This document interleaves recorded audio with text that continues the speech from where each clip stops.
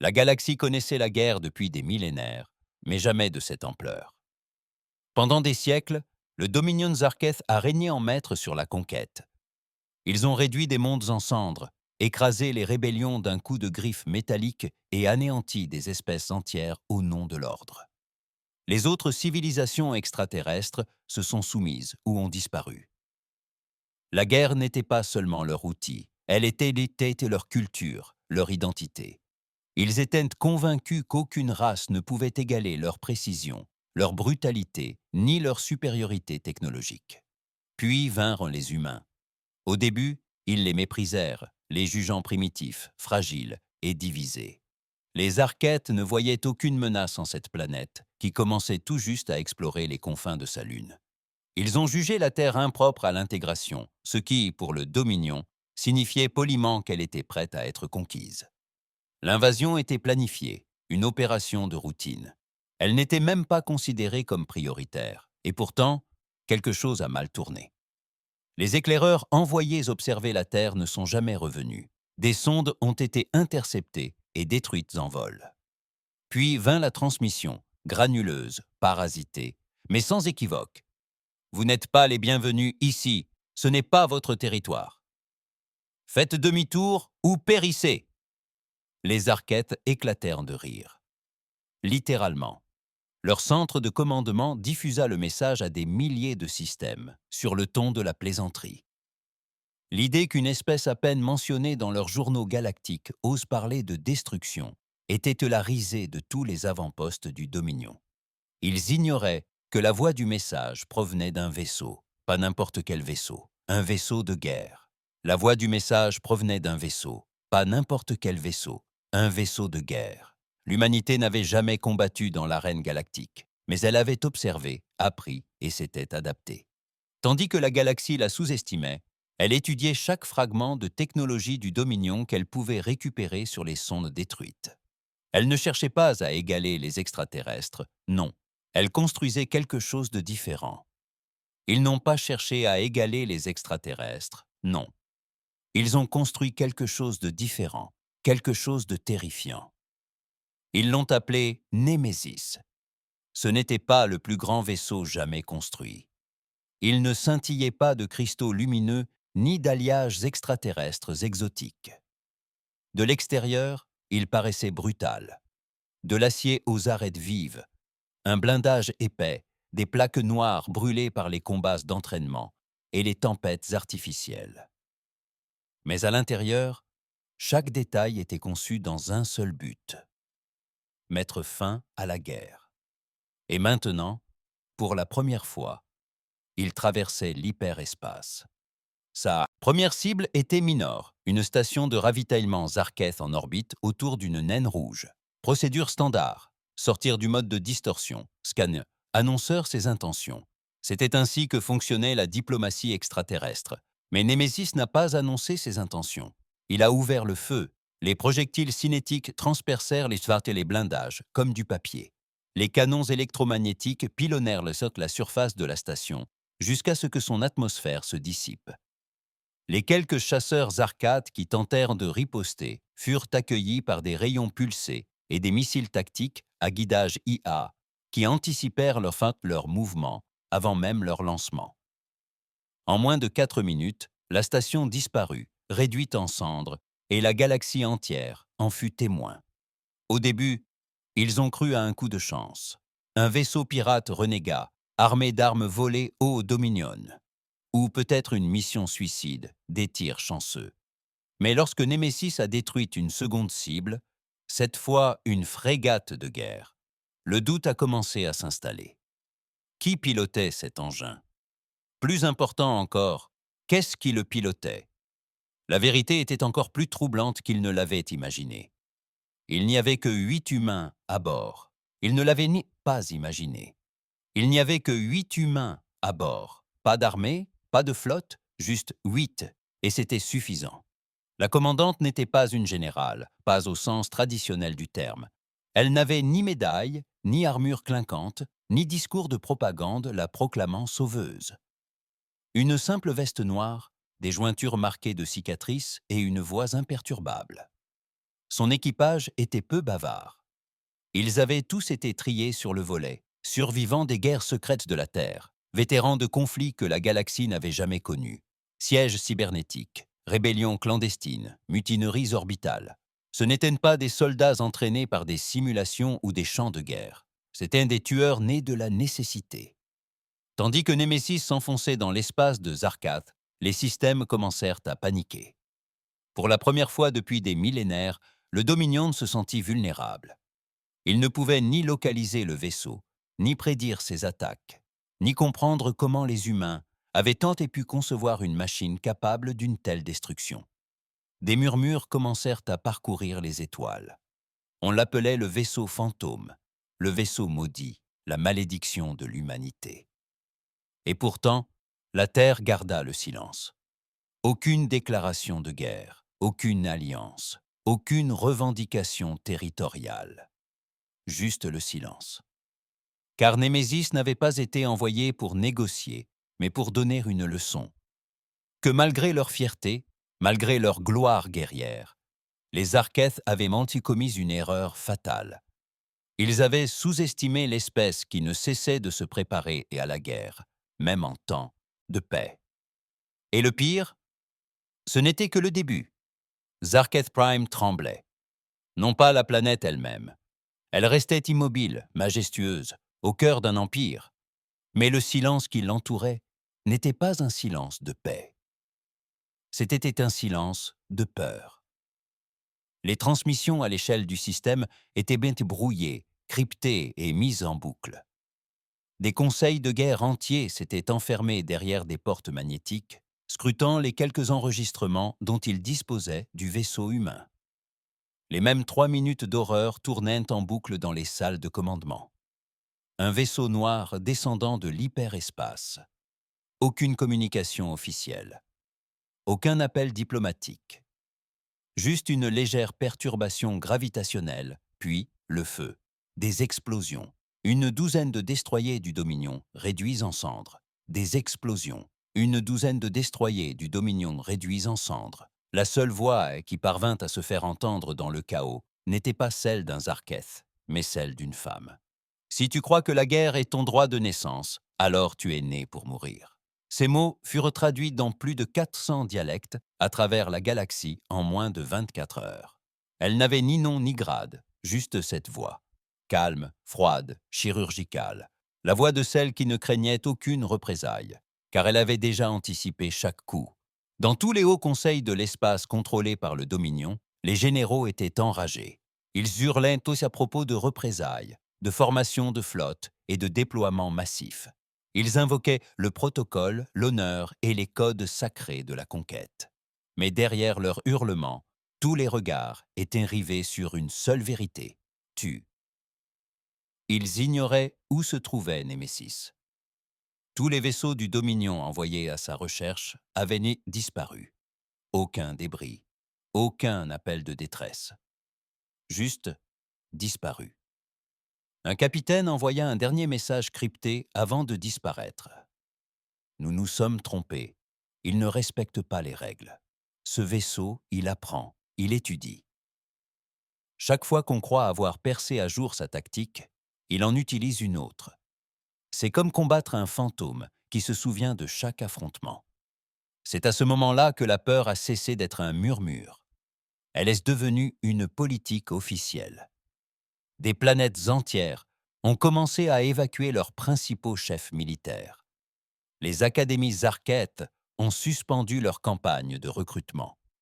Les zones frontalières furent déclarées secteurs noirs, abandonnées jusqu'à nouvel ordre.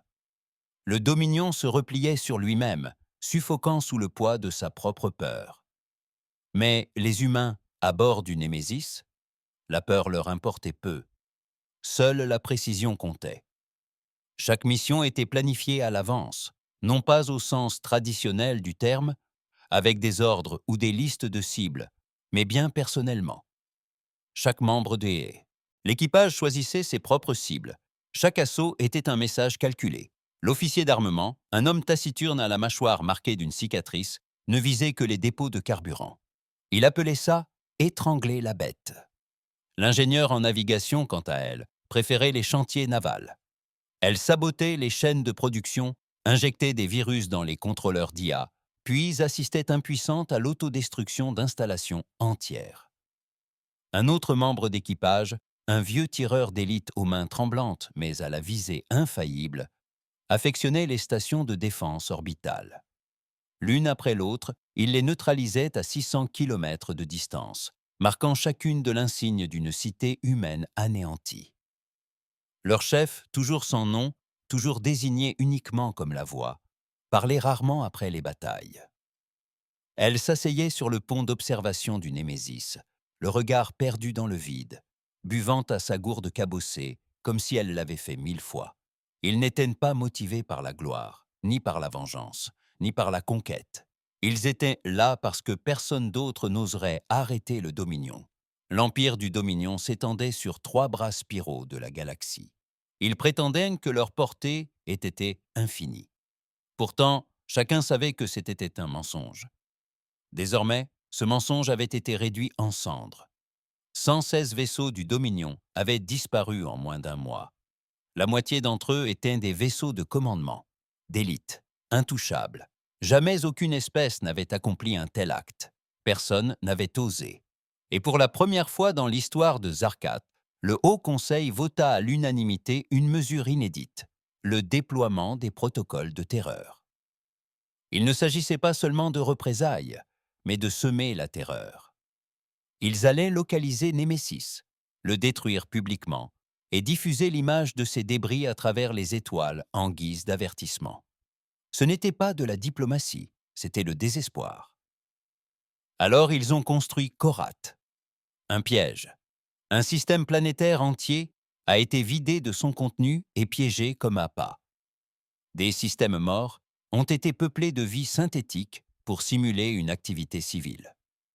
Le Dominion a diffusé de fausses informations dans des canaux de communication marginaux, espérant que les humains les intercepteraient.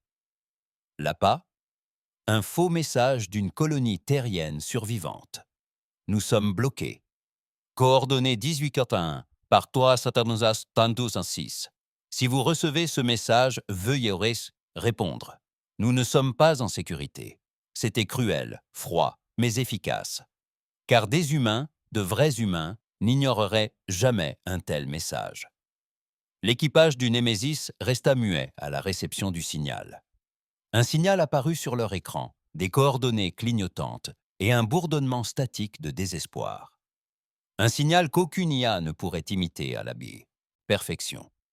Une peur que seule une voix réelle pouvait exprimer. Ils le fixèrent longuement. La chef ne dit mot. Puis elle hocha la tête. Ils sursautèrent. Lorsque Némésis émergea de l'hyperespace, ils ne désactivèrent pas pas leurs boucliers. Ils ne levèrent pas leurs armes. Pas immédiatement. Ils scannèrent. La colonie semblait réelle. Un avant-poste lunaire en orbite autour d'une géante gazeuse. Des modules d'habitation, stabilisateurs atmosphériques insuffisants. Aucune trace de vie majeure. Ils ont largué une sonde. Les résultats sont arrivés en quelques secondes. Faux, trop faux. L'air était stérile, le sol intact. Chaque transmission depuis la surface était enregistrée en boucle. C'était même pas une bonne imitation. C'était bâclé. L'officier chargé de l'armement a marmonné, il pensait qu'on ne s'en apercevrait pas. Le chef a finalement pris la parole. Il s'en fichait. Elle se tourna vers la pilote, une femme aux yeux cybernétiques et aux nerfs d'acier. Boucliers activés. Verrouillage sur toute cible présentant une signature thermique. Préparation à l'embuscade. Et comme prévu, l'espace s'ouvrit. 50 vaisseaux du Dominion.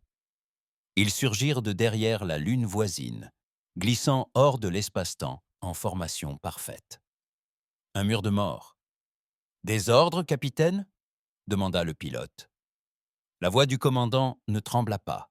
« Laissons-les croire que nous avons peur. » Le Némésis commença à dériver légèrement. Tel un vaisseau blessé, ses moteurs toussaient, ses indicateurs de puissance vacillaient. Tous les scanners de la flotte du Dominion s'illuminèrent, confirmant la situation. Vaisseaux cibles endommagés, boucliers affaiblis, production d'énergie minimale. Le Dominion ne posa aucune question. Bouclier faible, puissance énergétique minimale. Le Dominion ne posa aucune question. L'arrogance était leur marque de fabrique. Ils avancèrent. Les 3 vaisseaux les plus proches se mirent en formation, verrouillant leurs rayons tracteurs pour capturer le vaisseau intact. Et alors, Némésis montra les dents. La détonation pulsée était synchronisée à la microseconde près. Au moment où les faisceaux se verrouillèrent, la puissance du vaisseau atteignit son maximum, libérant une impulsion électromagnétique sphérique qui détruisit les systèmes de traction et aveugla temporairement leurs capteurs.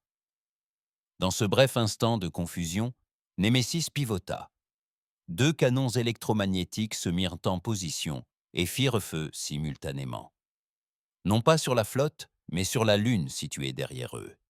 La structure creuse se rompit. Une série d'explosions suivit. Chambre d'allumage, réserve de carburant, déstabilisateur sismique, tous installés par le Dominion lui-même. Le plan se retourna contre ses auteurs. La Lune s'ouvrit comme un fruit mûr, projetant des débris en fusion et des radiations sur les vaisseaux qui avançaient. 6 furent instantanément détruits. 9 autres s'écrasèrent l'un, les uns contre les autres, en tentant de fuir. Puis Némésis disparut. Sans cérémonie, juste un saut silencieux dans l'espace obscur. Sur Zarketh Prime, la transmission de Korath s'interrompit brutalement. Le silence régnait dans la salle du conseil. Un amiral, tremblant, finit par murmurer « Nous avons perdu une flotte ». Les autres ne répondirent ça d'un pas. Ils savaient que c'était pire. Ils avaient envoyé le piège le plus redoutable qu'ils aient pu concevoir. Et non seulement il avait échoué, mais il s'était retourné contre eux. C'est à cet instant que le Dominion cessa de traquer Némésis. Ils commencèrent à se cacher. Mais les humains n'avaient pas dit leur dernier mot. Ils commencèrent à laisser des messages. À chaque destruction d'une base du Dominion, un seul signal était diffusé, une seule phrase. Ceci est pour les oublier, pour les briser, pour les brûler. Certains pensaient qu'il s'agissait des crimes de guerre longtemps dissimulés commis par le Dominion sur Terre, des siècles auparavant. Stérilisation de masse, colonies d'esclaves, archives effacées. Certains pensaient que c'était plus profond, plus personnel. Mais personne n'en était certain, pas même l'équipage, car leur chef n'avait jamais expliqué pourquoi elle se battait. Elle se battait, tout simplement. Et à mesure que leur légende grandissait, d'autres races extraterrestres commencèrent à s'y intéresser. Non pas des ennemis, des témoins, des rumeurs circulaient sur un vaisseau qui avait défié la guerre. Des humains qui n'ont pas conquis, mais ont puni ceux qui ont conquis. D'un vaisseau qui a frappé avec une vengeance chirurgicale, puis a disparu sans laisser de traces. Certains appelaient Némésis un mythe, d'autres une prophétie. Et pourtant, pour le Dominion, c'était une malédiction devenue réalité.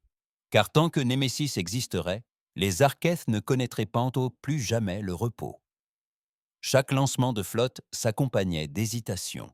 Chaque message semait la terreur. Car quelque part, dans l'obscurité interstellaire, un vaisseau de guerre humain solitaire les traquait encore. Et il ne s'arrêterait pas avant que la dernière guerre ne soit consumée jusqu'à leurs os. Dans les semaines qui suivirent le piège de Korath, le Dominion Zarketh s'effondra sur lui-même comme une étoile mourante. Il ne s'agissait pas seulement de la perte de vaisseaux ou d'embuscades ratées. Ce genre de perte pouvait être mesuré, remplacé. Ils avaient déjà enduré pire. Mais ça, c'était différent. Ils étaient étudiés. Chaque attaque semblait désormais personnelle, calculée, non plus une destruction aléatoire, mais une dissection. Némésis ne se contentait plus de frapper des cibles militaires. Il exposait leurs faiblesses. Ligne de ravitaillement, centre de commandement, centre de propagande. Les frappes ne se limitaient plus à atteindre des cibles militaires. Elles révélaient les faiblesses, les lignes de ravitaillement, ravitaillement, les centres de commandement et les centres de propagande. Les artères mêmes de l'Empire étaient sectionnées une à une. La machine de guerre du Dominion reposait sur une structure solide, un contrôle rigoureux et l'illusion d'invincibilité. Mais à présent, cette image était brisée. Chaque soldat qui embarquait sur un vaisseau le faisait en sachant qu'il pourrait ne jamais revenir. Non pas parce qu'il serait vaincu au combat, mais parce qu'il pourrait ne jamais revoir son assaillant. Les humains ne restaient jamais assez longtemps au même endroit pour permettre des contre-attaques, et la paranoïa se propagea plus vite que la guerre elle-même. Dans les avant-postes frontaliers, les commandants Zarkot commencèrent à s'entretuer. Accusations de trahison, de lâcheté ou de collaboration avec les humains devinrent des prétextes à des purges. Des soldats loyaux furent exécutés pour des offenses imaginaires. Les transports civils furent immobilisés. Des secteurs entiers furent bouclés sans explication. La puissante structure du Dominion s'autodétruisait. Et pourtant, Némésis poursuivait sa progression. De système en système, il traçait un chemin lent et silencieux. Il ne conquérait pas de planète et n'exigeait pas de reddition. Ils ne s'adressaient pas à la presse. Ils n'ont pas revendiqué de territoire. Ils ont brûlé des symboles. Sur une planète d'archives militaires nommée Mevrak 9, ils sont sortis de l'hyperespace et ont déployé un unique satellite en orbite. Le satellite a émis un signal qui a perturbé toutes les communications, diffusant en boucle une image. Un scientifique Zarketh, debout au-dessus du corps d'un enfant humain. Aiguille, fils, une table d'opération froide. Des images longtemps enfouies, longtemps niées. La caméra effectuait un lent panoramique tandis que des voix en arrière-plan riaient, prenaient des notes et s'éloignaient. La vidéo se terminait par un message. « Nous n'avons pas oublié ». La surface de Mevrak 9 brûlait 6 minutes plus tard. Il n'y avait aucun survivant. Le Dominion a tenté de nier les faits. Ils ont qualifié l'affaire de fabrication de faits, de mensonges générés par une IA. Mais dans les colonies périphériques, parmi les espèces extraterrestres sous le contrôle des Zarketh, des rumeurs commencèrent à circuler.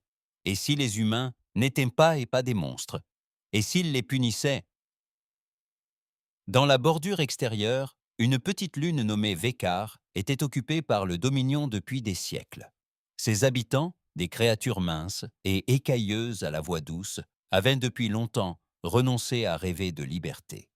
C'étaient des ouvriers, des fonctionnaires, à peine instruits, jamais autorisés à partir. Mais lorsque Némésis détruisit la tour de commandement orbital qui surplombait leur ciel, les envahisseurs s'enfuirent du jour au lendemain.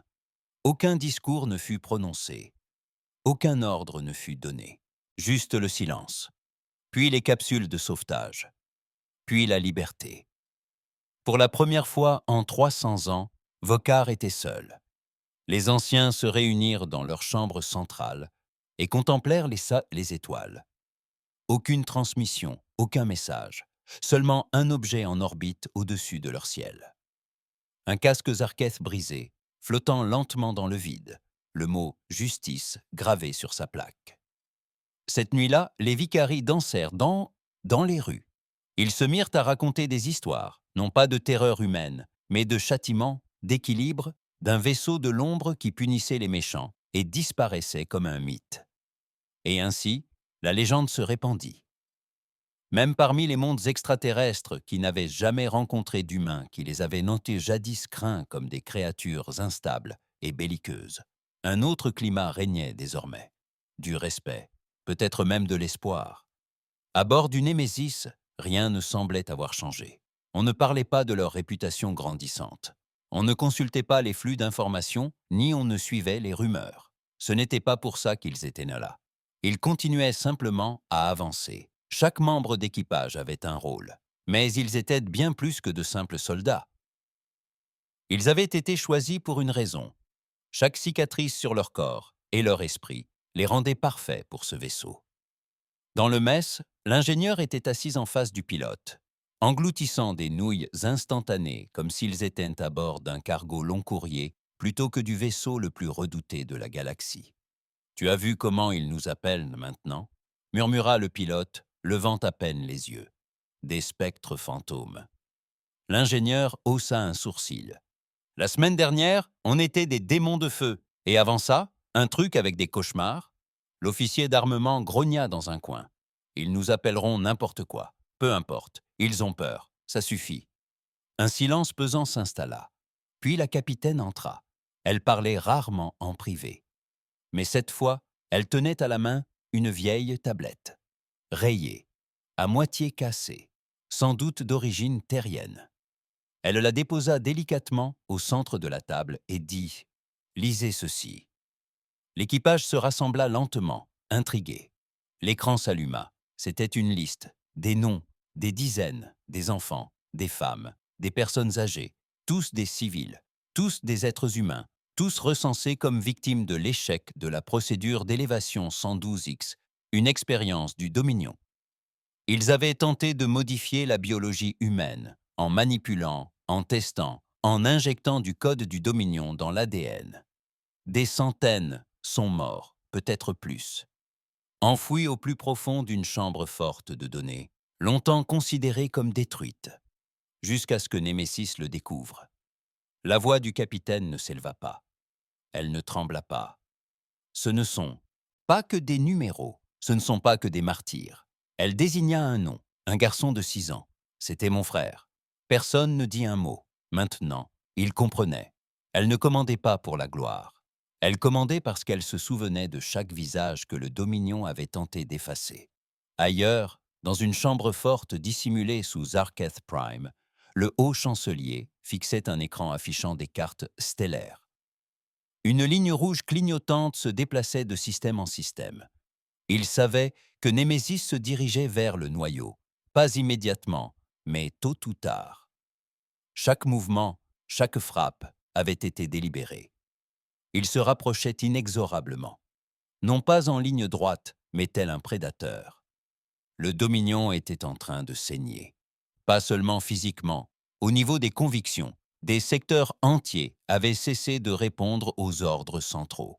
Les capitaines de flotte refusaient d'être déployés. Les centres de propagande étaient abandonnés. Mais ce n'était pas seulement la peur de la mort, c'était la peur d'être observés. Les humains n'avaient pas créé une armée. Ils avaient créé un symbole. Un seul vaisseau de guerre avait anéanti des millénaires d'ordre, et ils ignoraient toujours comment. Ce qu'ils ignoraient, c'est que Némésis ne tirait pas sa puissance de feu brut. Elle tirait sa puissance de ce que toutes les espèces extraterrestres avaient sous-estimé chez les humains, l'adaptation. La technologie Zarketh obéissait à une doctrine stricte, à des règles, à des schémas, à des générations d'une même stratégie ancrée dans la tradition. Mais les humains, ils n'étaient pas liés par l'héritage. Le noyau d'IA du Némésis n'était pas seulement réactif, il était curieux. À chaque bataille gagnée, il apprenait. Dans chaque système exploré, il réécrivait les cartes, les schémas et les faiblesses. Le logiciel du vaisseau n'était pas figé. Il évoluait. Il ajustait les tactiques en fonction des décisions ennemies avant même qu'elles ne soient prises. Chaque membre d'équipage lui avait accordé un accès complet à son cerveau, son interface neuronale, ses retours de pensée et ses informations de décision. Il ne les contrôlait pas. Il travaillait avec eux, une véritable symbiose. En moins de 6 mois, le Némésis était devenu plus qu'un vaisseau. Il était vivant et il haïssait le Dominion. Une nuit, si l'on peut appeler nuit la nuit sous les étoiles artificielles, 2 membres d'équipage étaient assis devant la salle de commandement, le dos appuyé contre l'acier froid. Ils ne parlaient pas de guerre. Ils parlaient de la terre. « L'odeur de la pluie me manque », dit l'un d'eux, les yeux fermés. « Tu y as déjà pensé ?»« Tous les jours, » répondit l'autre. « Tu crois qu'on y retournera un jour ?» Un silence. « Je ne pense pas que ce soit prévu. » Le silence retomba, car au fond, chacun d'eux le savait. Némésis ne rentrerait pas chez lui. Vaisseau, cette mission, il ne s'agissait pas seulement de vengeance. Il s'agissait de réparer les torts. Et parfois, ceux qui réparent ce qui est brisé ne voient jamais ce qu'ils sauvent. Le ciel de Zarkith Prime n'était plus illuminé. Les anneaux orbitaux s'étaient obscurcis. Le réseau de défense s'effondrait secteur après secteur. Le carburant était rationné.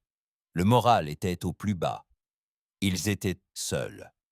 Pour la première fois dans l'histoire du Dominion, ils n'étaient plus craints, ils étaient traqués. Et le pire, aucun message, aucun avertissement. Juste le silence grandissant tandis que leur empire disparaissait peu à peu. Un murmure s'éleva parmi les civils. Non pas de rébellion, mais de soumission à un mythe. Et dans les profondeurs de l'espace, Némésis poursuivit sa route, ses moteurs silencieux, son équipage muet. Non par fatigue, mais parce que la mission n'était pas terminée. Pas encore.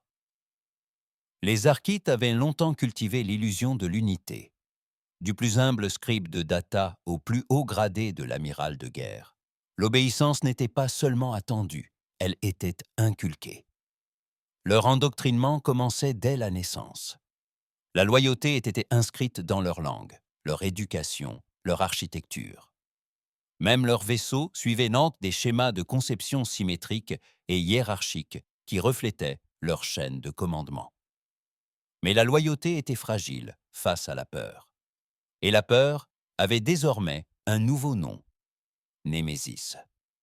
Le Dominion considérait autrefois les humains comme des sauvages, technologiquement arriérés, émotionnellement instables et irrationnels. Cette erreur leur avait coûté plus de 600 vaisseaux et 19 colonies fortifiées en 4 mois. Mais les véritables dégâts ne se mesuraient même pas en épave. Ils résidaient dans le silence qui s'étendait à travers les étoiles. Des secteurs entiers étaient plongés dans le noir, non pas à cause d'attaques de Némésis, mais parce que leurs propres commandants avaient coupé les communications. Certains paranoïaques, d'autres parce qu'ils se cachaient. Les désertions se multipliaient. Les soldats de Zarkat abandonnaient leur poste en pleine nuit. Certains prenaient des navettes et fuyaient vers les systèmes périphériques non contrôlés. D'autres s'aventuraient tout simplement dans l'espace et ne revenaient jamais. Des rumeurs, des murmures fous et désespérés circulaient même, selon lesquels des déserteurs auraient tenté de contacter les humains pour les rejoindre. Le Dominion n'a bien sûr nié officiellement ces allégations. Publiquement, il affirmait que les déserteurs avaient été capturés et purifiés. En privé, personne ne savait rien. Ce que l'on savait, en revanche, c'était ceci. Chaque système ayant aperçu un Némésis se transformait rapidement en ville fantôme. À bord du Némésis, la capitaine fixait une carte stellaire rotative. Ni holographique, ni sophistiquée, un simple affichage numérique, granuleux mais efficace. Elle préférait cela. Des lignes rouges sillonnaient l'écran, des marques, des notes, des motifs. Non pas des routes militaires, mais des routes culturelles. Elle ne cartographiait pas l'étendue militaire du Dominion, mais ses systèmes de contrôle, les satellites de propagande, les écoles qui réécrivaient l'histoire, les institutions religieuses qui proclamaient la lignée Zarkith divine, les tours de diffusion qui imposaient l'obéissance par le biais de rituels et de codes anciens. Détruire des vaisseaux ne suffisait pas. Pour anéantir le Dominion, il fallait anéantir l'idée même du Dominion. L'équipage se rassembla autour d'elle en silence. « On touche la mine ensuite, dit-elle enfin. Pas le cœur. Le noyau est déjà pourri. » L'ingénieur acquiesça. Cible? Elle désigna le point rouge sur l'écran. Cible? Elle désigna le point rouge sur l'écran. Noyau de mémoire centrale de Varnac. Des archives de la taille d'une planète, enfouies profondément sous la glace et la roche. Ce n'était pas un centre de commandement. Ce n'était pas défendu comme une forteresse. Mais c'était un lieu sacré. Ce lieu renfermait la mémoire historique de tout le peuple Zarketh. Des millénaires d'art, de propagande, d'endoctrinement culturel, de données scientifiques et de vérités réécrites. C'était leur sanctuaire. L'équipage n'a pas remis en question cette décision. Ils se sont préparés à la guerre. Pendant ce temps, dans les systèmes centraux du Dominion, le Conseil s'effondrait. Le haut commandement, jadis si prestigieux, ne se réunissait plus en personne. Leurs tours étaient en vide, leurs couloirs silencieux. Chaque conseiller vivait désormais dans des bunkers fortifiés, ne communiquant que par des transmissions cryptées, la plupart du temps empreintes de reproches. Ils s'accusaient mutuellement d'échecs, de trahison, de lâcheté, et ils avaient raison.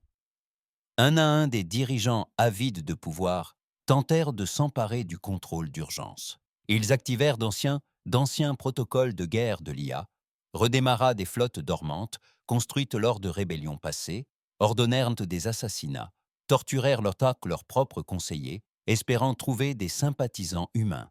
Mais en vain, car aucun d'eux ne put localiser Némésis. Et Némésis les avait déjà trouvés. Varnac était un monde froid et mort. Ce n'était pas par nature qu'il avait été vidé de son énergie. Il y a des siècles, les Arcates l'avaient non choisi comme lieu de mémoire. Ils en avaient arraché le noyau, construit des couches successives de chambres fortes blindées, et l'avaient transformé en un monument monolithique à leur gloire. Ils le croyaient intouchable. Ce n'était ni une arme, ni une cible. Ils se trompaient. Némésis surgit de l'hyperespace sans cérémonie, sans annonce. Aucune fausse alerte, aucun avertissement. Le réseau de défense s'est à peine activé qu'il a été réduit au silence. Une frappe de précision unique, une charge utile de projectiles IEM chargés de gravitons, a neutralisé la sécurité orbitale en 17 secondes. Puis vint la descente. L'atterrissage fut rapide, chirurgical. Un petit détachement, seulement 4 humains, déployés à la surface. Ils n'étaient pas là pour combattre, ils étaient là pour effacer. À l'intérieur du noyau, des centaines de moines des données Arcates, vêtus de leurs robes, restèrent figés, silencieux et impassibles, tandis que les humains pénétraient. Les humains ne tirèrent pas. Ils passèrent en devant eux, silencieux et calmes. L'agent principal plaça un petit boîtier noir au pied de la flèche des archives centrales. Il émit un léger bourdonnement, puis un unique clic. Le moine le plus proche murmura « On ne peut détruire la vérité ». L'agent le regarda. Ni haine, ni rage, seulement de la pitié. Ta vérité reposait sur des ossements. Le boîtier s'activa. Chaque document, chaque souvenir, chaque sculpture, chaque journal historique falsifié, chaque faux tableau, chaque légende réécrite disparut. Non seulement effacée, mais réécrit. Les données du noyau furent remplacées par de véritables documents, des images non censurées, des fichiers cachés, des messages interceptés et l'histoire complète des atrocités du Dominion. Tout fut déversé dans leur système sacré comme un venin dans les veines. En quelques minutes, le système éducatif galactique Xarket s'effondra. On montra aux enfants qui étudiaient l'essor fulgurant de la civilisation Xarketh des images de fosses d'incinération de masse. Les sermons des prêtres prêchant la supériorité divine furent remplacés par des rapports de stérilisation forcée et de torture médicale sur des centaines de planètes extraterrestres. Les musées fermèrent leurs portes, les chaînes d'information furent coupées, les programmes de propagande furent submergés par la réalité. Au centre de tout cela, un symbole s'affichait sur tous les écrans, la silhouette noire et déchiquetée de Némésis, et en dessous, ces mots. Nous nous souvenons de ce que vous avez enterré. Le Dominion resta silencieux pendant 5 jours. Ils étaient paralysés. Ils n'avaient pas seulement perdu une bataille, ils avaient perdu la maîtrise du récit. C'était la seule chose qu'ils avaient détenue plus longtemps que tout autre. Plus longtemps que n'importe quelle guerre. Plus longtemps que n'importe quel territoire. Et maintenant, leur propre peuple se retournait. Sur des dizaines de planètes, des émeutes éclatèrent. Des statues furent déboulonnées. Les civils Arqueth commencèrent à tout remettre en question. Des garnisons entières déposèrent les armes. Il n'y avait aucun ordre central derrière tout cela. Juste du doute. C'était tout ce dont Némésis avait besoin pour semer le doute. Dans une chambre sécurisée sous la surface d'une lune capitale du Dominion, le dernier commandant de flotte loyale s'agenouilla devant le haut chancelier. Son armure était cabossée, ses yeux injectés de sang. Il n'avait pas dormi depuis 4 jours. Il tremblait en parlant. Il n'avait pas dormi depuis 4 jours. Il tremblait et en parlant. « Ils ne sont pas là pour gagner une guerre, dit-il. Ils sont là pour nous anéantir, gronda le chancelier. Alors nous frappons la terre. Maintenant, nous vitrifions leur planète. Nous brûlons leurs océans. Nous leur montrons ce qu'est la peur. Le commandant leva lentement les yeux. Il murmura « Nous ne savons pas où se trouve la terre. » Un silence plus lourd que la mort remplit la pièce. Ils avaient tous perdu l'accès aux coordonnées humaines. Toutes les sondes envoyées vers Sol ont été interceptées. Leurs cartes cartographiques avaient été écrasées par celles de Némésis. Des cyberattaques. Ils ne pouvaient même plus trouver le berceau de l'humanité. Même s'ils avaient voulu riposter, c'était impossible. Némésis avait fait bien plus qu'attaquer leur flotte. Elle les avait privés de leur vengeance. Désormais, ils étaient véritablement seuls. Ailleurs, Némésis planait dans le vide interstellaire. L'équipage, réuni, regardait en silence les flux d'informations qui arrivaient, non pas les émissions du Dominion, mais des images interceptées provenant de colonies libérées, désormais libres de s'exprimer. Ils observèrent un enfant Vakari peindre la silhouette de Némésis sur un mur, puis la saluer. Ils virent un groupe d'ingénieurs extraterrestres ayant fait défection reconstruire un émetteur, qui diffusait désormais la vérité sur les crimes de guerre du Dominion. Ils furent témoins du changement. L'officier d'armement alluma une cigarette, expira et murmura. « Je n'aurais jamais cru voir ça. » L'ingénieur murmura. « Il remonte. Oh. »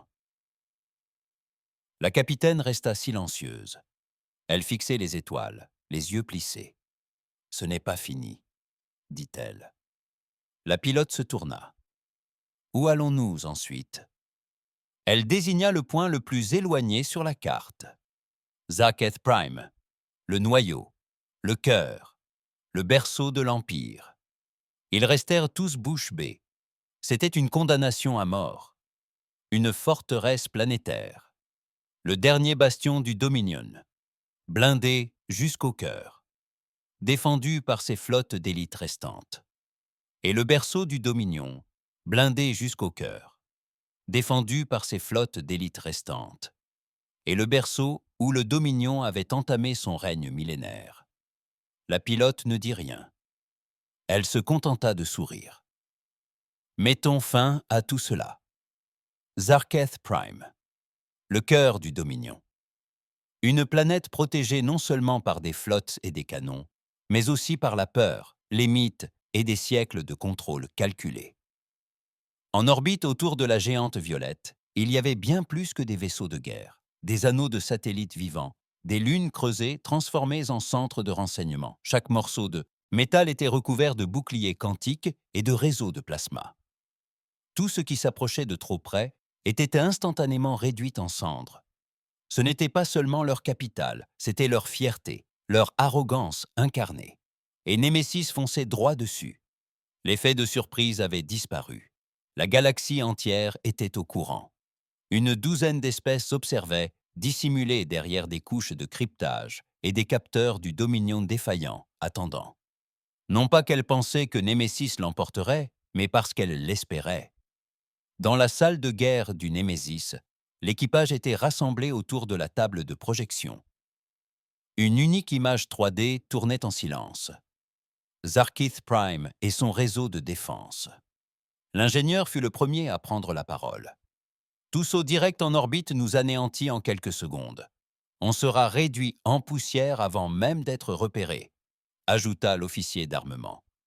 L'anneau de défense est adaptatif. IA en fonctionnement. Fréquence variable. À ma connaissance, ils ont toujours 6 vaisseaux amiraux de classe Dreadnought en orbite autour du pôle. Le pilote fronça les sourcils. Et des intercepteurs terrestres aussi. Les fenêtres de lancement sont aléatoires. Elles ne suivent même plus aucun schéma. La paranoïa les rend complètement fous. Tous les regards se tournèrent vers la capitaine. Elle fixait l'image, impassible. Finalement, elle prit la parole. « Bien. » Ils clignèrent des yeux. « Laissons-les paniquer. Laissons-les gaspiller du carburant à essayer d'abattre des fantômes. Sa main tapota un point clignotant sur la carte. Le vecteur 17C, un secteur orbital inactif au-dessus de l'hémisphère sud de la planète. Il était resté hors service depuis les débuts de l'expansion, une faille dans leur confiance. Trop petit pour avoir une quelconque importance. Trop loin des tours du pouvoir. Oublié. On saute là-bas, sans armes, sans transmission. Largage silencieux. On passe sous le filet. Les autres échangèrent tenses des regards. Cette route était presque suicidaire, mais ils l'avaient suivie jusque-là, et elle ne s'était pas encore trompée. Le capitaine regarda le pilote, préparait le saut. Le pilote acquiesça et se dirigea vers la passerelle. Le capitaine se tourna vers les autres. Nous n'avons pas besoin de gagner. Il nous suffit de leur infliger des dégâts suffisamment importants pour qu'ils ne puissent plus arrêter de saigner. Tandis que Némésis se préparait au transit, Zarketh Prime sombrait dans un chaos qui lui était propre. Le haut commandement du Dominion était fracturé. Le Conseil n'existait plus. Les assassinats l'avaient réduit à une seule voix. Le haut chancelier Kesrock, un seigneur de guerre vieillissant, qui avait accédé au pouvoir non par le mérite, mais par la peur, était assis seul dans sa salle du trône, les yeux rivés sur les flux vidéo vacillants. Émeutes civiles dans les villes, périphériques. Défection de navires. Officiers contestant les ordres. Prêtres implorant des réponses. Son empire s'effondrait. Mais une chose le maintenait encore en vie. Le dernier périmètre de défense intact autour de Zarketh Prime, une constellation mortelle. Aucun vaisseau ne l'avait franchi depuis 300 ans. Kesrock fixait l'écran lorsqu'un officier s'avança. « Haut commandant, dit-il prudemment, nous avons détecté une anomalie. Un seul vaisseau, signature humaine, vecteur d'entrée inconnu. Ils ont sauté. Silencieux. » Kesrock sourit. Ils ont sauté, silencieux. Kesrock sourit. Qu'ils viennent. Le saut fut brutal. Le mode silencieux impliquait des stabilisateurs réduits. Pas de bouclier, pas d'amortisseur réactif. Némésis vibra en jaillissant de l'hyperespace juste au-dessus du secteur 17C. L'équipage serra les dents, agrippé aux rambardes, la sueur ruisselant sur leur visage. Le pilote cria « On est dedans !» Pas de verrouillage immédiat. « On est sous l'anneau !» L'officier d'armement murmura. « Il ne nous voit pas encore. »« Alors agissons maintenant !» dit le capitaine. Némésis traversa les nuages comme une météorite, descendant vers les couches orbitales inférieures de Zarketh Prime. En contrebas, le continent capital s'étendait en une spirale vertigineuse de flèches élancées, d'îles artificielles et de citadelles étagées. L'histoire du Dominion était inscrite dans le béton, mais jamais il n'aurait imaginé qu'elle viendrait les hanter. Tandis que le vaisseau plongeait, les alarmes retentirent dans la capitale, d'abord éparses, puis synchronisées. Les cibles furent verrouillées, les tours de défense pivotèrent, les cuirassés se mirent en alerte. Mais il était trop tard. Némésis avait déchiré le voile. La première attaque ne venait pas de l'extérieur. Elle venait de l'intérieur. Le noyau d'IA de Némésis, synchronisé avec les fréquences du Dominion grâce à des nœuds de données piratés lors de raids précédents, activa un virus. Un virus conçu des mois auparavant, spécifiquement pour ce moment. Dissimulé dans le code même du Dominion. Un signal pulsa. Sur Zarketh Prime, les tourelles automatisées se retournèrent et commencèrent à cibler leur propre flotte de soutien. Les tours célestes s'éteignirent. Les ascenseurs s'immobilisèrent à un temps plein vol. Les portes se verrouillèrent, piégeant les commandants dans leurs bunkers. Ce n'était pas une attaque armée. C'était un effondrement du système. Puis vint la première explosion. Un tir cinétique du canon dorsal de Némésis traversa l'un des dômes de commandement orbitaux, fissurant son noyau de fusion et illuminant la nuit d'une aube artificielle. Le ciel de Zarketh s'embrassa. Dans la salle de guerre, le haut chancelier Kesrock hurla dans un panneau de communication. « Ripostez !»« Impossible, haut chancelier, » répondit la console. « Ils ont désactivé nos systèmes de ciblage. » Le virus se cache au sein même de notre réseau de défense. Il frappa sa console d'une griffe tremblante. Alors, déployez toutes vos forces. Déployez vos flottes. Abattez-les avec leurs vaisseaux s'il le faut. Malgré ses cris, Némésis poursuivit sa descente. Ils ne restaient pas en orbite. Ils atterrissaient. Le vaisseau se posa dans les ruines d'une cour abandonnée, jadis utilisée pour les défilés victorieux. Son fuselage d'acier s'ouvrit dans un sifflement. L'équipage en sortit. Pas de fanfare, pas de bannière, seulement des ombres et le souffle silencieux de la guerre. Chacun portait une armure noire mate. Aucun symbole, aucun grade. Juste un but. Le capitaine les mena à travers la cour de pierre. Au-dessus d'eux, le ciel était déchiré par le déluge de chasseurs du Dominion, arrivés trop tard. En contrebas, la tour du Dominion se dressait, palais du pouvoir, immuable depuis des siècles. Ce serait la dernière fois qu'elle se dresserait. À l'intérieur de la tour, les gardes s'enfuirent. Non pas sur ordre, mais par peur.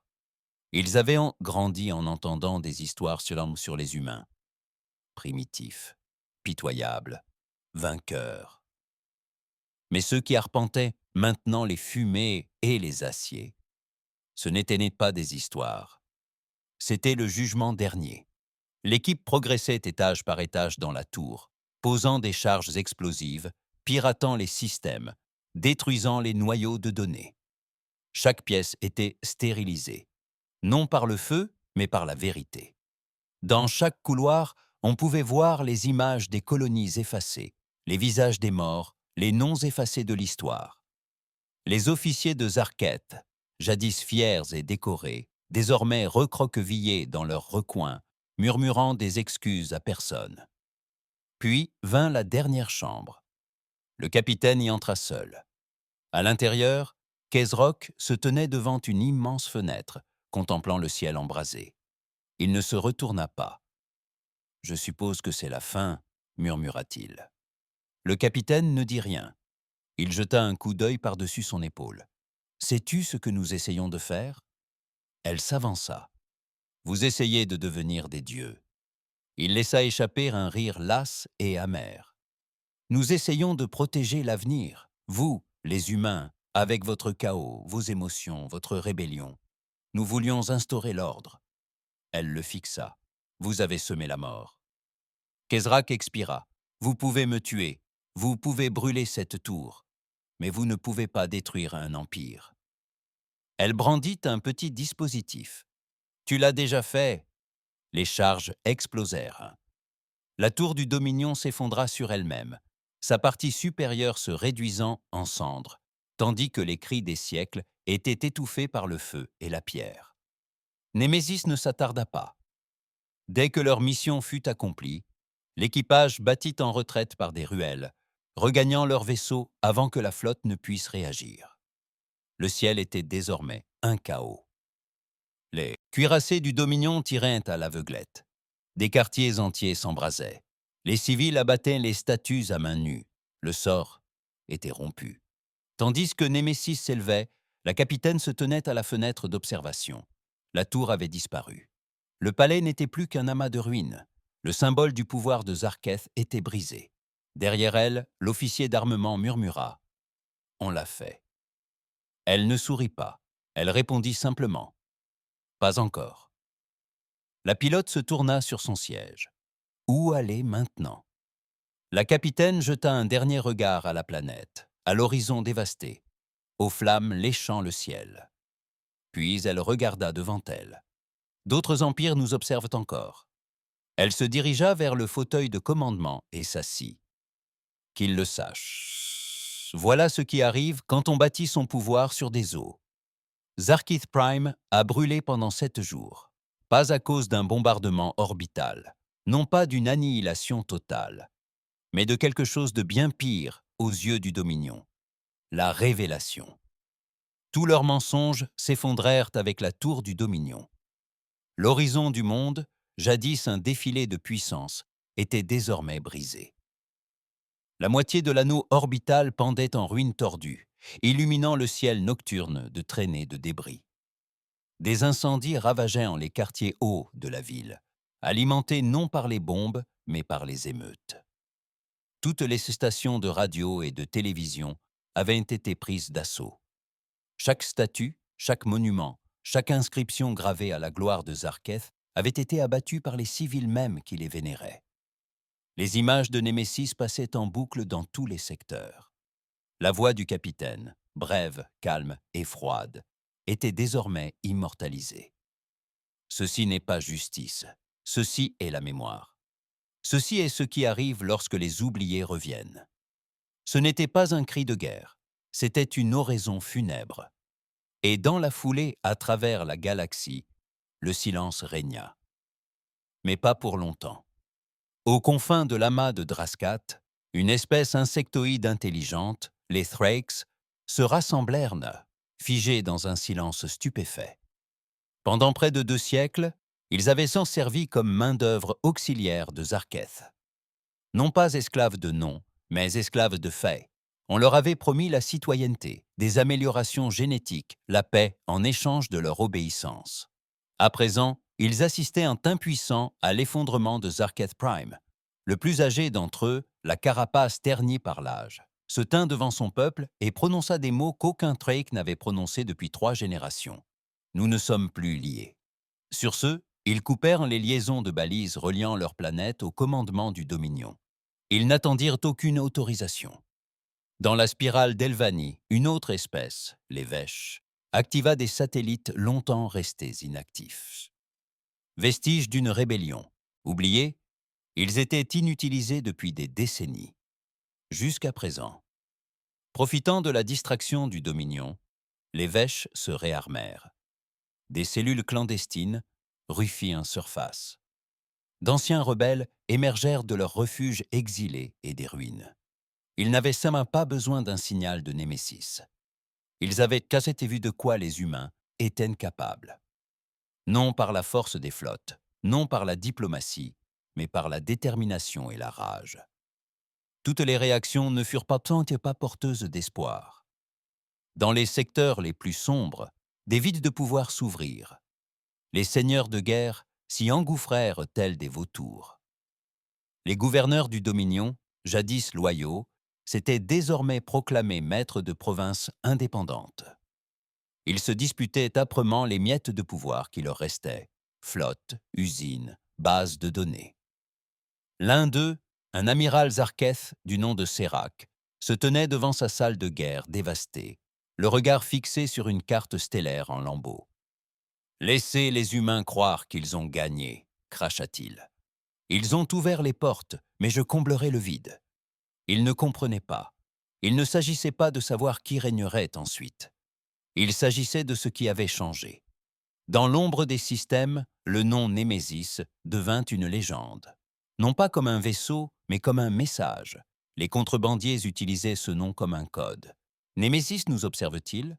Autrement dit, nous écoute-t-il? Sommes-nous traqués? Les pirates commencèrent à peindre des silhouettes noires sur leurs coques, non pas pour imiter les humains, mais pour effrayer les derniers vestiges du Dominion et les forcer à se rendre. Même les espèces qui n'avaient jamais rencontré d'humains commencèrent à les respecter, non par amour, ni même par confiance, mais par admiration. Car Némésis n'avait pas seulement vaincu le Dominion, elle l'avait mis à nu. Et personne n'avait jamais accompli un tel exploit auparavant. À bord du vaisseau, le silence régnait. L'adrénaline de la mission s'était dissipée. L'odeur d'armure brûlée et d'air recyclé était de retour. Le bourdonnement du corps des IA flottait dans les couloirs comme une vieille amie murmurant des berceuses. Dans le mess, le pilote était assis avec l'ingénieur, affalé sur une tablette, diffusant de la vieille musique terrienne, douce, grésillante, hachée par des parasites, quelque chose d'ancien, du piano et de la pluie. L'ingénieur sirotait son café réhydraté. Jamais je n'aurais cru voir ça. Zarketh Prime? Non. Cette tour qui s'effondre. La sensation, comme si la gravité s'était brisée. Le pilote ne répondit pas tout de suite. Alors, tu crois qu'ils vont nous attaquer maintenant? Ils l'ont toujours fait. Ouais, mais maintenant, ils sont désespérés. On vient de tuer leur dieu. L'ingénieur laissa échapper un rire amer. On vient de tuer leur dieu. L'ingénieur laissa échapper un rire amer. Bien, qu'il essaye. En fond sonore, la musique continuait de jouer. Dans l'armurerie, l'officier d'armement était assis seul, nettoyant une arme de poing dont il n'avait pas tiré depuis des mois. Il n'en avait pas besoin.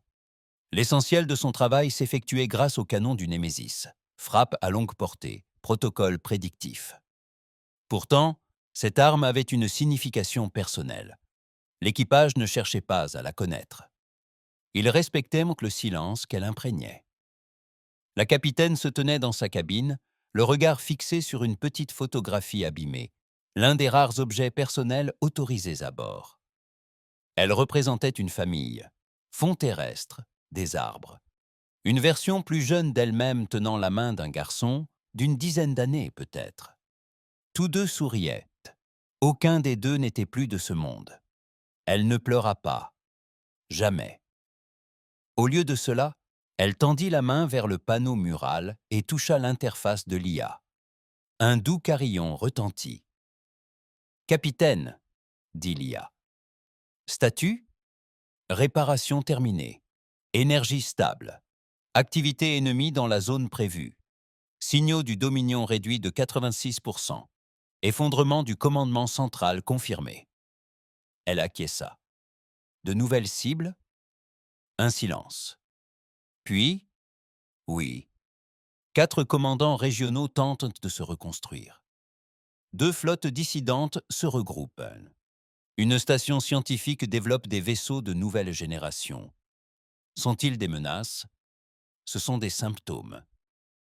Un autre silence. Puis l'IA dit quelque chose d'inattendu. « Souhaitez-vous arrêter, capitaine ?» Elle ne répondit pas immédiatement. Par sa fenêtre, les étoiles s'étendaient à perte de vue, froides, indifférentes, infinies. Elle murmura. « Nous avons commencé parce que personne d'autre ne le pouvait. » Exact. Mais maintenant, tout le monde nous observe. Tout le monde est au courant. Oui ? Alors peut-être n'avons-nous pas besoin de finir seuls.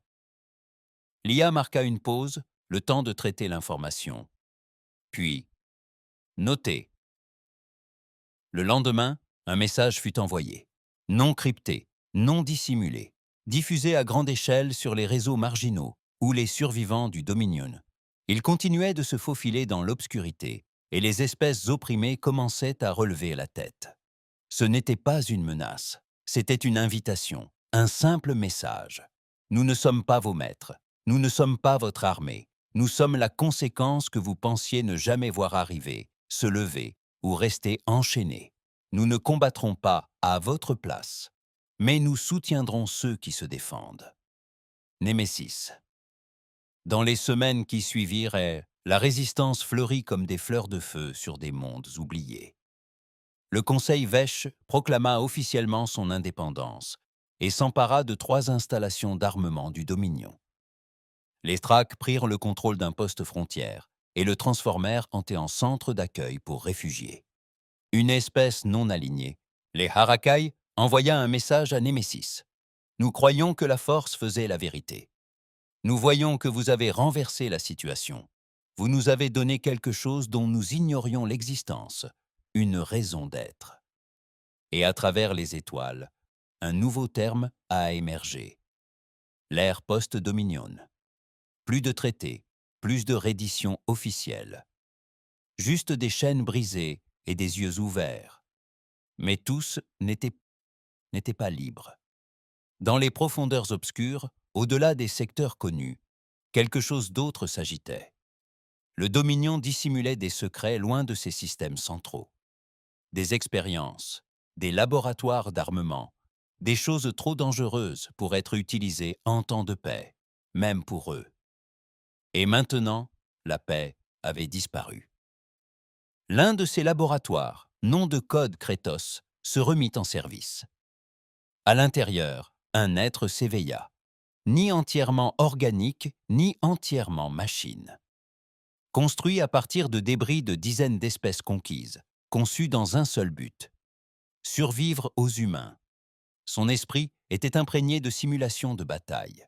ses nerfs étaient imprégnés d'un feu de domination. Sa mémoire rejouait chaque défaite infligée par Némésis. Il n'avait qu'un seul objectif, traquer le vaisseau, et il avait déjà repéré sa signature. À bord du Némésis, le capitaine se tenait dans la baie d'observation centrale, tandis que l'équipage se rassemblait. « On ne sait pas ce qui nous attend, » dit-elle, « mais on sait qu'on les a effrayés. » Le pilote prit la parole le premier. « Des ennemis effrayés sont dangereux. Des ennemis terrifiés le sont encore plus, » ajouta l'ingénieur. L'officier d'armement fit craquer son cou. « Qu'ils viennent !» Le capitaine les regarda. « Nous ne sommes pas venus ici pour jouer les héros, et nous ne prétendons pas être des sauveurs. » Elle baissa les yeux vers les étoiles. « Nous sommes un rappel. » Ils restèrent silencieux, observant l'espace défiler. Ils attendaient, prêts. La galaxie avait changé. Là où régnait la peur, il y avait désormais la résistance. Le Dominion n'était pas officiellement tombé. Aucun traité signé, aucun défilé, aucune déclaration, mais son emprise s'était brisée. Des dizaines de systèmes étaient devenus silencieux, non pas parce qu'ils avaient été détruits, mais parce qu'ils étaient enfin libres. Sur des mondes comme Vagar, le ciel ne portait plus l'odeur du carburant brûlé et de la conquête. Des enfants peignaient à main nue sur les murs, gravant des symboles humains dans la pierre fissurée. Némésis n'était pas vénérée. On se souvenait d'elle. Le vaisseau était devenu une légende. Non seulement parmi les humains, mais aussi parmi les brisés, les meurtris et les survivants. Mais les légendes ne restent jamais intactes. Car quelque part dans le vide, loin du tumulte de la galaxie renaissante, quelque chose se mouvait. Kratos était une lune morte. C'est ainsi que le Dominion l'appelait. C'est ce que disaient les archives. Un rocher inerte, isolé du reste du monde, orbitant autour d'une étoile noire, dans le pli de Zentol. Mais Kratos n'était pas morte. Elle était cachée. Enfouie sous des kilomètres de roches synthétiques et de faux signaux de radiation, se trouvait une installation si secrète que même la plupart des seigneurs de guerre du Dominion ignoraient son existence. Elle n'avait qu'un seul but, un plan de secours. Une création conçue pour le moment où tout s'effondrerait, où l'humanité ne pourrait plus être contenue par la stratégie, les flottes, ni le feu. Ils l'appelèrent protocole d'oubli. Ce n'était pas une flotte. Ce n'était pas une arme. C'était un être. Il ouvrit les yeux, sans hésitation, sans confusion. Ces systèmes s'allumèrent dans un ordre précis. Aucune énergie gaspillée, aucun délai. Il avait été créé dans une cuve de tissus artificiels, d'os alliés et de fibres nerveuses réactives au plasma. Sa peau pouvait résister à la pression orbitale. Ses poumons pouvaient filtrer la poussière d'un aspirateur. Son cerveau possédait à la fois des réponses émotionnelles organiques et des instincts de combat innés. Il avait une apparence humaine, délibérément, car il avait été conçu pour les comprendre et les anéantir. Sa mission était simple, projet revenant, son dernier ordre, encodé dans ses pensées, traquer, analyser, éliminer le vaisseau Némésis. Il sortit de la chambre de naissance, sans hésitation, sans poser de questions. Les scientifiques du Dominion qu'il avait maintenant créé étaient morts depuis longtemps, victimes de révoltes ou des attaques de Némésis. Mais il n'avait pas besoin d'ordre. Il avait déjà envisagé 1000 scénarios. Il avait déjà commencé sa traque. À bord du Némésis, le silence régnait. Depuis la chute de Zarkath Prime, il progressait lentement à travers les secteurs de la bordure. Non pour se reposer, mais pour observer. Pour assister au déploiement des conséquences. Sur certaines planètes, il prenait contact avec les chefs rebelles. Sur d'autres, ils apparaissaient simplement en orbite pendant quelques minutes, puis disparaissaient juste assez longtemps pour rappeler aux puissants que les conséquences, même dans l'ombre, étaient inévitables. Mais quelque chose avait changé. La capitaine le sentit la première, au plus profond d'elle-même. L'IA le confirma ensuite. Distorsion énergétique détectée Balayage directionnel, pas de flotte. Un seul signal. Le Dominion demanda-t-elle. Non, répondit l'IA. Aucun protocole connu ne l'enregistre. Elle n'aimait pas. Elle écoute. L'ingénieur fronça les sourcils. Écoutez quoi? L'IA marqua une pause. Nous. La capitaine se tourna vers les autres. Quelque chose traque. Revenant, ne dormit pas. Il n'avait pas besoin de temps pour s'adapter.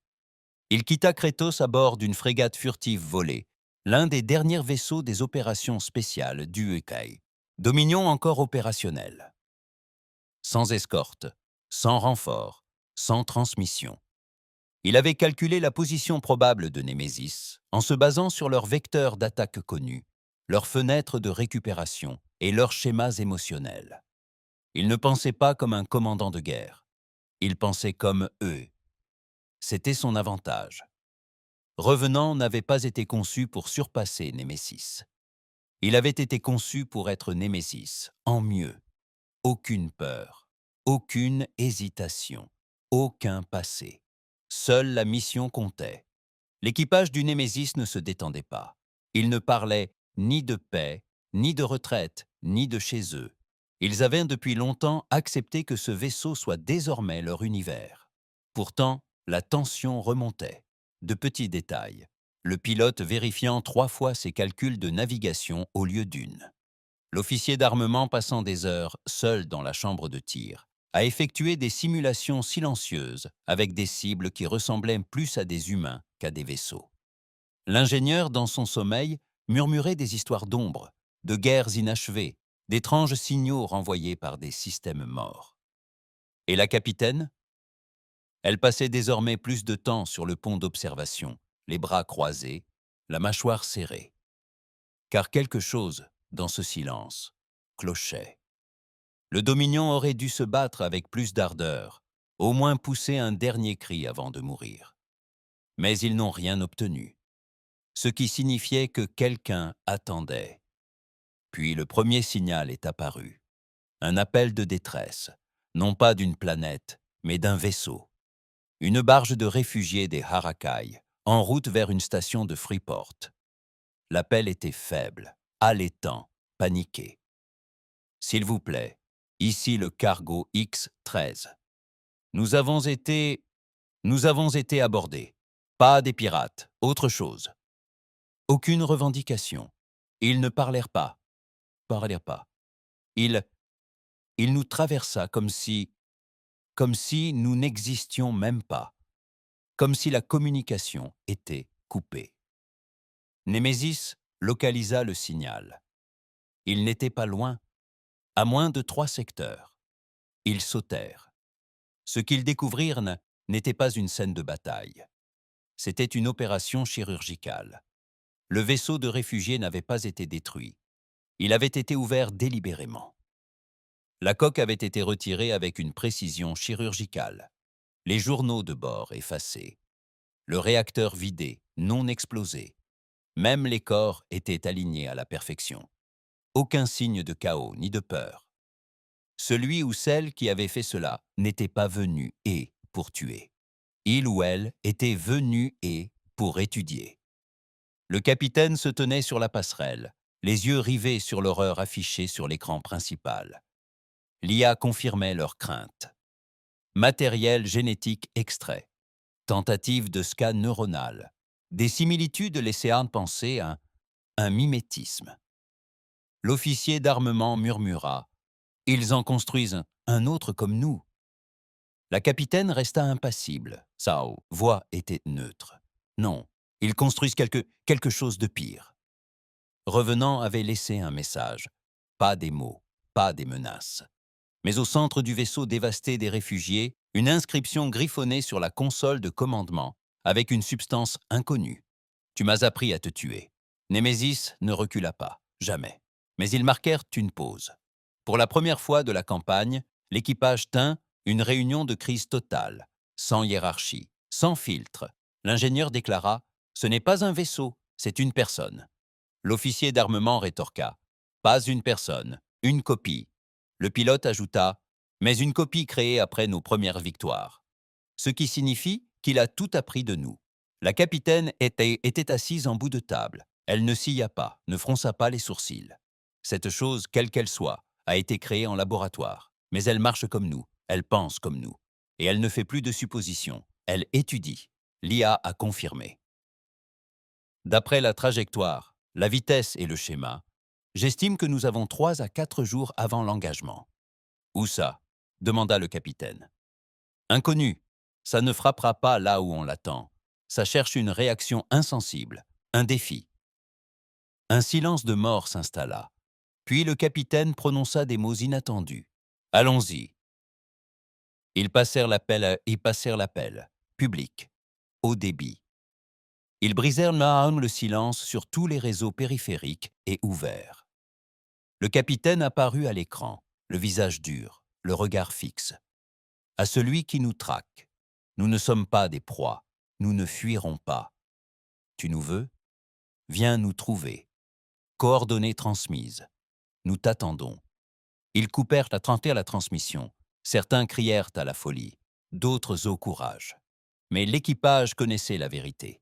Il ne s'agissait plus de peur. Il s'agissait d'achever ce qu'ils avaient commencé. 3 jours plus tard, un signal apparut. Non pas venu de l'espace lointain, non pas d'un laboratoire secret, mais des systèmes même de Némésis. Un scintillement, un fantôme, une ombre de code dansant sur les sous-systèmes de l'IA, juste assez pour signifier « reçu ». Les étoiles au-dessus du secteur 0 gamma scintillaient d'un calme anormal. C'était une zone morte, sans commerce, sans colonie, sans route de patrouille. Un coin d'espace oublié aussi bien par le Dominion que par les mondes libres. Vide, noir, silencieux. C'était parfait. Némésis flottait en silence. Aucune arme armée, aucune manœuvre d'évitement. Juste une dérive immobile, les lumières tamisées au minimum. On aurait dit un fantôme, mais il était bel et bien vivant. À l'intérieur, l'équipage se préparait. L'ingénieur vérifia 3 fois les cœurs énergétiques, puis s'enferma dans les ponts de maintenance inférieurs, murmurant de vieux poèmes terriens, tout en ajustant manuellement les amortisseurs du réacteur. L'officier d'armement chargea un revolver. Ni canon électromagnétique, ni canon à plasma. Un simple revolver artisanal, vieux, lourd. « C'est personnel », murmura-t-il. Le pilote régla le temps de réaction du vaisseau à une valeur inférieure à la milliseconde. Elle désactiva les dispositifs de sécurité des manœuvres d'évitement. Ses mains tremblaient légèrement, tandis qu'elle murmurait à l'IA. « Il est plus rapide que nous. Il va falloir être plus malin. » Le capitaine, seul sur le pont d'observation, contemplait l'immensité obscure. Il attendait. Il arriva sans un bruit, sans prévenir, sans sursaut de l'hyperespace. Un instant, le silence régna. Puis, une silhouette, élégante, étroite, d'un noir mat et à forme humaine, fendit le vide comme un couteau dans la soie. Revenant.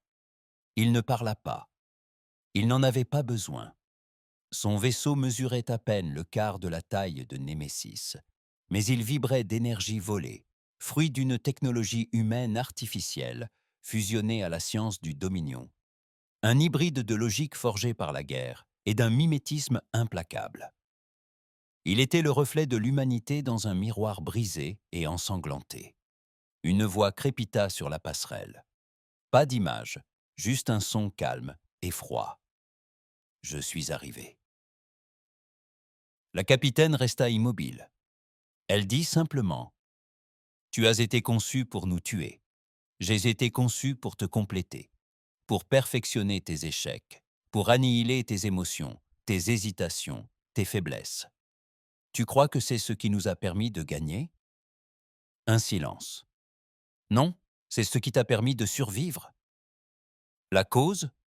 Non, c'est ce qui vous a permis de survivre. Ce n'est plus nécessaire. L'officier d'armement grogna.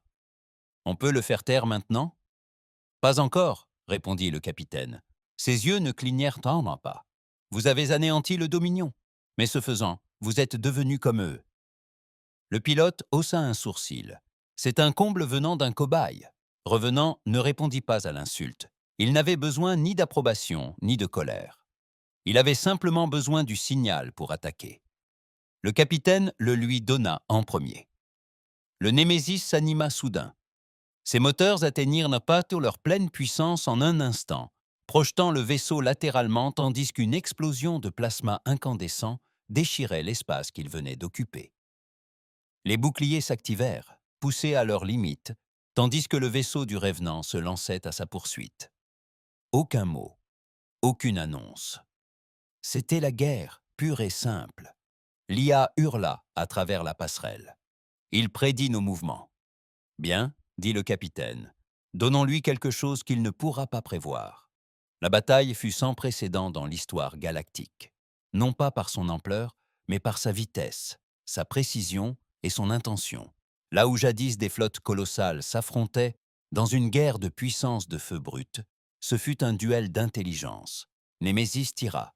Un projectile leurre qu'il fit exploser en plein vol, utilisant l'explosion pour masquer un second tir de canon électromagnétique, courbe et contournant les débris. Revenant riposta en distordant l'espace autour de sa coque, créant une fausse trajectoire qui fit que tous les scanners le détectèrent 20 mètres plus à gauche. À chaque instant, les deux vaisseaux d'encéphant la mort dans l'espace, vers la gauche. À chaque instant, les deux vaisseaux d'enceinte la mort dans l'espace. Les armes crépitaient et s'éteignaient. Les signaux se brouillaient. Les ombres poursuivaient d'autres ombres. Puis Revenant fit quelque chose d'inédit. Il cessa le feu et se propulsa. L'impact fut comme un coup de tonnerre dans le vide. Revenant dévasta le pont inférieur du Némésis à main nue, pulvérisant l'acier, arrachant les écoutilles, se déplaçant avec une grâce surnaturelle. L'ingénieur eut à peine le temps de lever sa clé qu'elle fut projetée à l'autre bout de la pièce, ses côtes craquant contre la cloison. Revenant ne la tua pas. Il ne la regarda même pas. Il poursuivit sa route méthodiquement vers le noyau. Le pilote redirigea la pression interne pour fermer les portes de la cloison. Cela ne l'arrêta pas. L'officier d'armement l'accompagna. Ils ne dirent rien, ils venaient de se battre.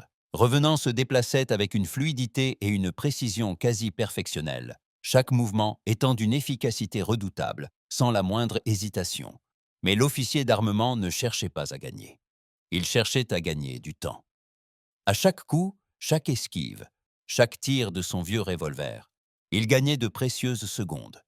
Des secondes dont la capitaine avait besoin. Des secondes pour achever ce qu'elle avait commencé. Au cœur de Némésis, le corps des IA palpitait. Le capitaine se tenait devant elle, calme et concentré, s'adressant non pas à l'équipage, mais au vaisseau lui-même. « Vous avez vu ce que nous avons fait, ce que nous sommes devenus. Vous avez évolué, lui aussi, mais vous savez encore ce que nous sommes. » La voix de l'IA était plus lente à présent, non pas effrayée, contemplative. « Je ne suis pas comme lui. »« Non, dit-elle, vous êtes à nous. » Alors donne l'ordre. Elle leva les yeux vers le plafond, vers les étoiles, vers chaque système retenant encore son souffle. Puis elle murmura « Fais-le. » Lorsque Revenant atteignit la passerelle, il ne trouva pas la peur. Il trouva le capitaine, seul, qui attendait. Il s'avança. « Tu aurais dû fuir. » Elle inclina la tête. « Pourquoi fuirions-nous nous-mêmes? Je suis l'aboutissement de ton dessein. »« Non, dit-elle, tu en es la conséquence. » Il se jeta sur lui. Elle ne bougea pas, car le sol s'ouvrit sous ses pieds, et le noyau de l'IA, synchronisé avec tous les systèmes internes, inonda la pièce d'ondes de perturbations ioniques de haute énergie, conçues spécifiquement à partir des schémas cérébraux humains. Il tituba. Pas mort, mais désorienté. Pour la première fois depuis sa naissance, Revenant hésita. Et dans ce souffle, la capitaine s'avança et appuya sur un simple interrupteur physique de la console. Commande manuelle. « Laissez-moi vous montrer ce qui nous a permis de gagner, » dit-elle. Et la passerelle fut inondée de sons, des enregistrements, pas des ordres, pas des cris de guerre, des voix, des rires, de la colère, du chagrin, des enfants sur terre, hurlant vers les étoiles, des mères enterrant leurs fils, des soldats chuchotant à la radio, des enseignants, des manifestants, des poètes, tout cela, toutes les raisons pour lesquelles ils s'étaient battus, toutes les raisons d'être de Némésis, Et Revenant, créé à partir d'ADN volé, entraîné dans le silence, conçu pour la précision, l'entendit et ne comprit pas. Ses systèmes commencèrent à se fissurer. L'émotion n'était pas une arme pour lui, c'était du bruit. Dans ce vacarme, il manqua le dernier coup. La capitaine dégaina une lame. Pas un pistolet, pas un plasma, juste une lame. Et elle la lui enfonça dans la poitrine, transperçant un cœur qui n'existait pas vraiment. Il chancela, baissa les yeux, non pas sur sa blessure, mais sur la photo qu'elle avait posée sur la console à côté de lui. Elisha et son frère, souriant. Revenant, s'effondra. Il ne cria pas. Il ne demanda pas pourquoi. Car au fond de lui, une part de lui avait enfin compris qu'il n'était pas fait pour gagner.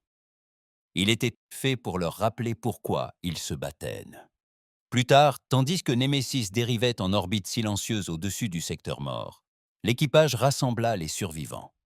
L'ingénieur, meurtri et boitant, aida à rediriger le système de survie. Le pilote nettoya le sang des consoles. L'officier d'armement, les jointures brisées, resta assis en silence et rechargea son revolver. Le capitaine se tenait seul. De nouveau, l'IA rompit le silence. Le corps de Revenant a été désintégré. Plus aucun signal. « Bien, dit-elle. Dois-je effacer son code de la mémoire ?» Elle marqua une pause. « Non, conservez-le. » Pourquoi ? Pour ne jamais oublier à quel point nous avons frôlé la catastrophe. Plus tard dans la nuit, l'équipage se réunit. Aucun discours. Aucune déclaration. Juste le silence. Un silence humain. Non pas parce qu'il n'y avait plus rien à dire, mais parce qu'ils savaient tous. Le Dominion était mort, mais la galaxie n'était pas réparée.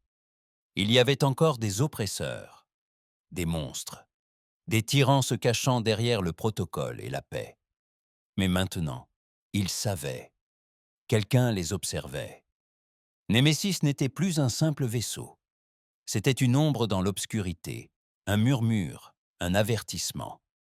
Et à travers la galaxie, dans les villes encore en reconstruction, sur les mondes encore meurtris, dans les camps de réfugiés et les bastions rebelles, des enfants racontaient des histoires sous les étoiles.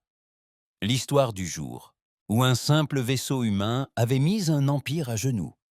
L'histoire de la silhouette noire qui traquait ceux qui régnaient avec cruauté. L'histoire de la voix qui disait « Nous nous souvenons de ce que vous avez enterré ». Et il l'appelait non par un nom, mais par le destin, Némésis.